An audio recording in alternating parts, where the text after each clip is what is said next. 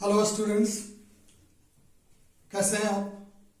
हमें उम्मीद है कि हमारे ज़िले में माननीय उपायुक्त महोदय के द्वारा जो ये ई कंटेंट तैयार करना और ऑनलाइन पढ़ने की व्यवस्था जो की गई है उसका आप भरपूर फायदा उठा रहे होंगे।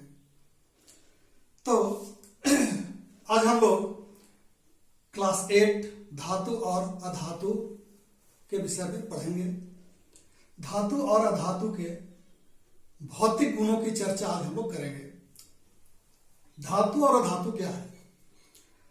हम लोग अपने घर में कई तरह की चीजें देखते हैं, जैसे घर का बर्तन जो एल्युमिनियम का बना हुआ है, कोई चीज लोहे का बना हुआ है, तो इस तरह की चीजों को हम लोग धातु बोलते हैं।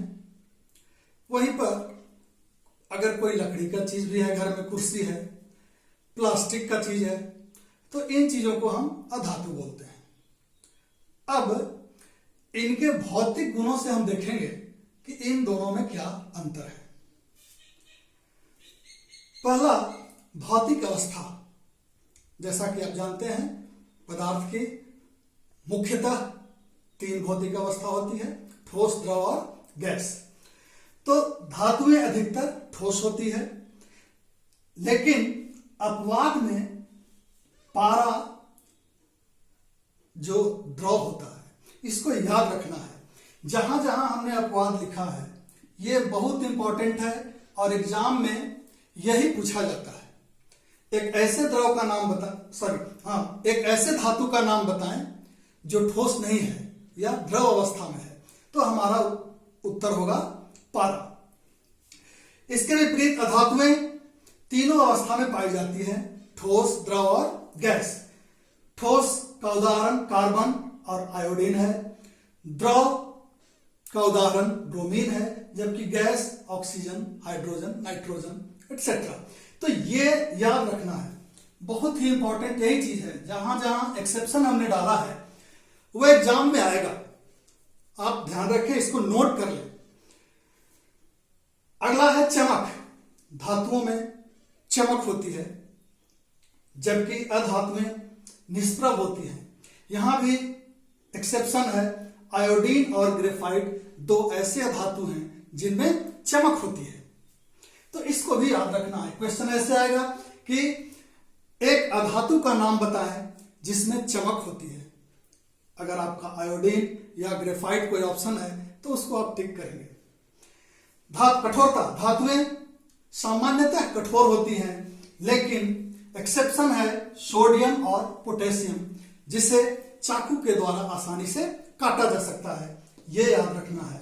एक ऐसी धातु का नाम बताए जिसे चाकू से काटा जा सकता है, सोडियम और पोटेशियम, कोई भी एक होगा, उसमें आप टिक मारेंगे। अधातु सामान्यतः मुलायम होती हैं, लेकिन यहां भी एक अपवाद है, हीरा। हीरा एक ऐसी धातु है जो कठोर होता है, और यहां यह भी जान लें कि हीरा कठोरतम होता है।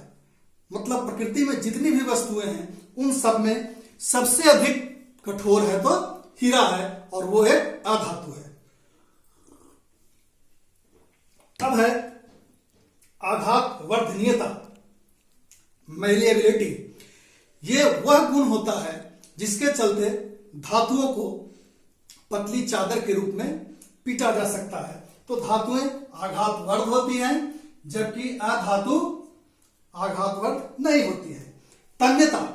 तन्यता धातुओं का वह गुण जिसके कारण उन्हें पतले तार के रूप में खींचा जा सकता है, जैसे तांबा, एल्युमिनियम, सोना इत्यादि। सबसे ज्यादा तन्य धातु सोना होता है, याद रखेंगे। सबसे अधिक तन्य सोना। 1 ग्राम सोने से 1 किलोमीटर से ऊपर तक का तार बनाया जा सकता है, जबकि अधातुएं तन्य नहीं होती है। ध्वन्यात्मकता, सोनरस। धातुओं को पीटने पर एक रिंगिंग साउंड आता है, जिसको हम लोग सोनरस बोलते हैं। यह धातुओं का गुण होता है, जबकि अधातुओं में ऐसा गुण नहीं पाया जाता है। उष्मा चालकता। धातुएं उष्मा की सुचालक होती है। यही कारण है कि रसोई घर के बर्तन धातुओं से बना होता है, जबकि अधातुएं इसका सुचालक नहीं होती हैं। विद्युत की सुचालकता, धातुएं विद्युत की सुचालक होती है। यही कारण है कि इनके तार, तांबा, अल्युमिनियम ये सब आदि के बनाए जाते हैं।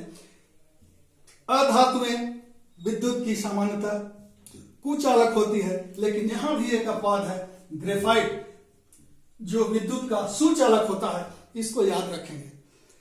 ये सब जितना भी अपवाद है, इसीलिए मैंने लिख भी दिया है, आप अपनी कॉपी में नोट कर लें। और जो अपवाद है वही क्वेश्चन आता है। जैसे एक ऐसी धातु का नाम बताएं जो विद्युत की सुचालक है, तो आपको ग्रेफाइट जहां होगा उसमें टिक मारना होगा।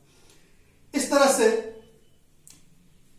हमारा भौतिक गुण, धातुओं और अधातुओं के भौतिक गुण समाप्त हुआ। अगले क्लास में हम लोग धातु एवं अधातु के रासायनिक गुणों की चर्चा करेंगे। धन्यवाद।